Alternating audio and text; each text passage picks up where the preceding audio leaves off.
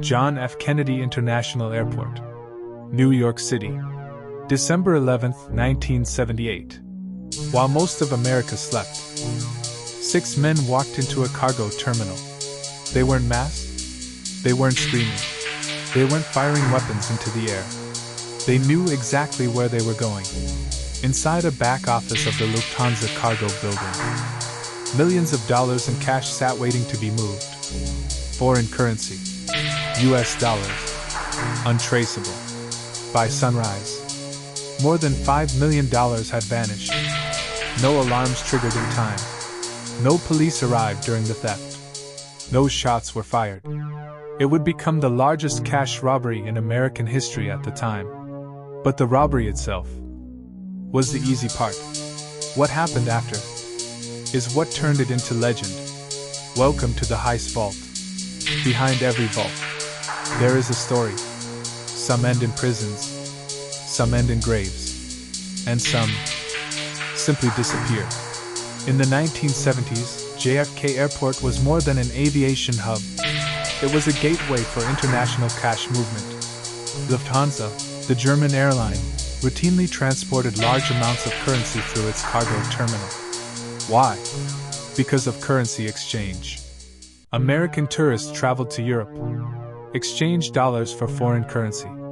That foreign currency accumulated, and periodically, it had to be flown back overseas. On December 11, 1978, approximately $5 million in cash and nearly $1 million in jewelry sat inside the Lufthansa cargo building, waiting for shipment.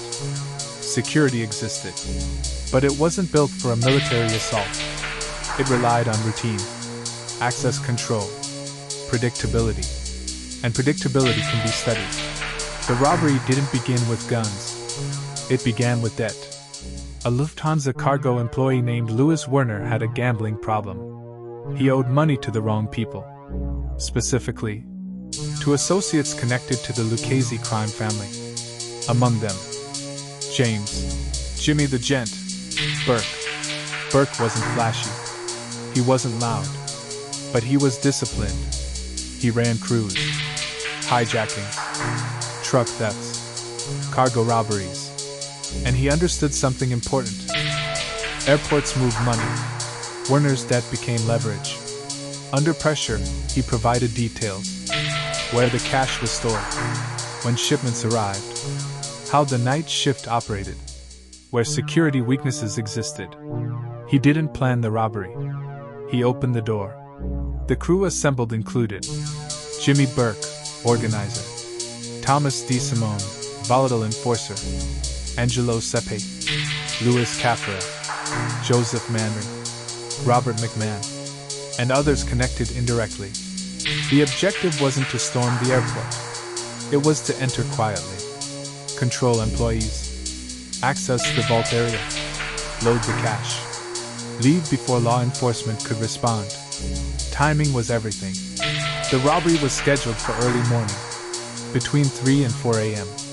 Minimal traffic, minimal supervision. Here's what made the plan possible. The security system depended on a single phone call. If certain employees failed to check in within a designated window, authorities would be notified. But the robbers knew the timing. They had a window, roughly 1 hour. That hour was their vault. Not steel, not concrete. Time. At approximately 3:12 a.m., the crew entered the Lufthansa cargo building. They subdued night staff. No gunfire. No panic. Employees were restrained with handcuffs. They were threatened, but not harmed. The robbers moved directly to the secure area. They knew which office contained the currency. They knew where to find the safe keys. Because they had been told. Inside the vault area, cash was stacked in bags. Foreign currency wrapped and organized. The crew loaded approximately $5 million in US currency and nearly $875,000 worth of jewelry. In 1978 dollars. Today, that would equal more than $25 million. The entire operation lasted under 90 minutes. By 4:30 a.m., They were gone. The crew drove to a prearranged location in Brooklyn, a garage. Vehicles were switched. The original getaway van was supposed to be destroyed. That was the instruction. Burn it. Leave nothing. But the van was abandoned instead. Parked on the street. Still carrying fingerprints. That mistake would matter later. But not immediately. Because the real collapse hadn't begun yet. After the robbery, the money needed to be divided. Burke controlled distribution. And Burke trusted very few people. The robbery had been successful. Too successful. And success creates risk. Large sums of money attract attention. Spending attracts attention. Talking attracts attention. And in organized crime, attention is lethal. Within weeks, members of the crew began disappearing. Angelo Sepe was murdered. Then Robert McMahon. Then Louis Caffra. Then others connected to the robbery. Some were shot. Some strangled. Some simply vanished. Why? Because Burke feared exposure.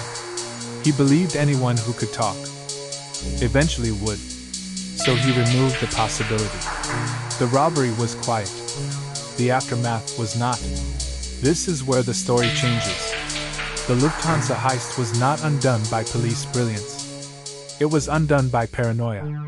Jimmy Burke wasn't eliminating witnesses because law enforcement was closing in. He was eliminating them because he didn't trust them. The robbery had succeeded. But greed entered the room. Some crew members ignored instructions. They bought expensive cars, fur coats, jewelry. They flaunted wealth in neighborhoods where everyone knew their income. That visibility triggered suspicion. Burke saw it as betrayal. And betrayal, in that world, carried a sentence. Permanent. The FBI launched a massive investigation. Over 1,000 interviews were conducted. Airline employees were questioned. Known organized crime figures were surveilled. Louis Werner, the insider, eventually became the weak link. He was identified through investigative pressure. In 1980, Werner was convicted for his role. He received a 15-year sentence. But Jimmy Burke? He was never convicted for the Lufthansa robbery. Not for the theft itself. The Lufthansa heist exposed something bigger. Air cargo security vulnerabilities. After the robbery, airports increased surveillance. Stronger cargo controls were implemented. Internal access tightened. But the money? Most of it was never recovered. Once distributed into underground networks. Cash dissolves. Jimmy Burke continued operating in organized crime circles. But law enforcement pressure mounted. In 1982, Burke was convicted, not for Lufthansa, but for murder in an unrelated case. He received a 20 years to life sentence. He died in prison in 1996. Thomas DeSimone, the volatile enforcer, disappeared in 1979. Widely believed to have been murdered by the Gambino crime family. The Lufthansa heist didn't end in court. It ended in graves. What makes this robbery legendary isn't just the money. It's the pattern.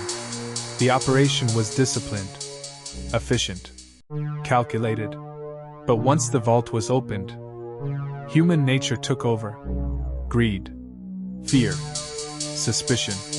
The same discipline that made the robbery successful collapsed under paranoia.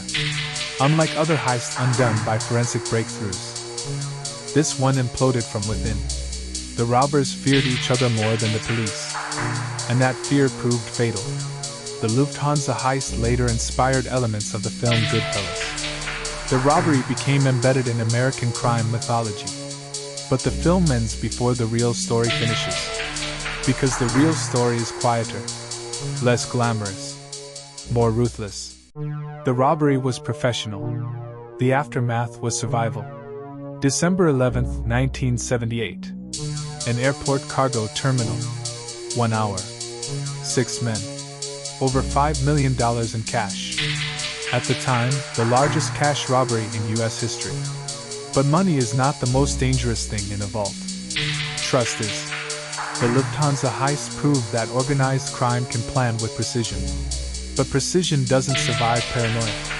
The vault was breached in 90 minutes. The crew destroyed itself in months. This wasn't the loudest robbery. It wasn't the most technologically complex. But it may be the clearest example of one truth. A perfect heist doesn't guarantee a perfect ending. Because sometimes, the real danger begins after the door is opened. This is the heist vault. Behind every vault, there's a weakness. Sometimes it's steel.